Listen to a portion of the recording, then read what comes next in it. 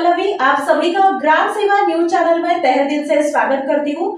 छापा टाकायला गेलेल्या राज्य उत्पादन शुल्क विभागाचे अधिकारी आणि कर्मचाऱ्यांवर झालेल्या हल्ल्यानंतर पुणे विभागाच्या भरारी पथकाने टाकलेल्या छाप्यात गोवा मेड मद्याच्या अवैध गोडाऊनवर टाकलेल्या छाप्यात पथकाने 11,55,600 रुपयांची दारू जप्त केली।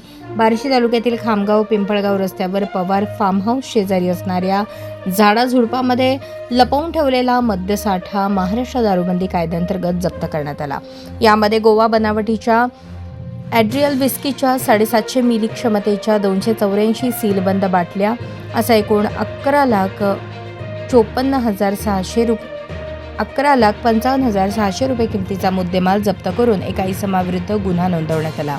माढा तालुक्यातील उपळाई गावच्या हद्दीतील सोलापूर राज्य उत्पादन शुल्क विभागाकडून कारवाईसाठी गेलेल्या पथकावर 22 एप्रिल रोजी रात्रीच्या सुमारास अवैधरित्या मद्य विक्रीत गुंतलेल्या ढाबे मालकांकडून हल्ला झाला होता। त्यामध्ये अधिकारी आणि अंमलदारास जबर मारहाण झाली।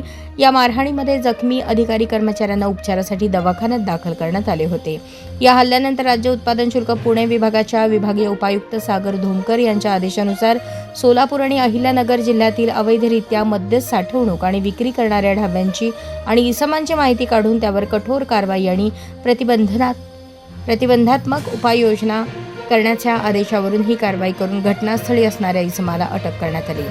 ही कारवाई विभागीय उपायुक्त सागर धोमकर यांच्या आदेशावरून निरीक्षक नरेंद्र थोरात यांच्या मार्गदर्शनाखाली दुय्यम निरीक्षक विराज माने, धीरज सस्ते, निदान निकम, सहाय्यक दुय्यम निरीक्षक अलीम शेख, जवान शशिकांत भट, राहुल तारळकर, प्रवीण पुसावळे, वाहन चालक जिंगळे यांनी पार पाडली। दुय्यम निरीक्षक निनाद निकम या गुन्ह्याचा अधिक तपास करत आहेत।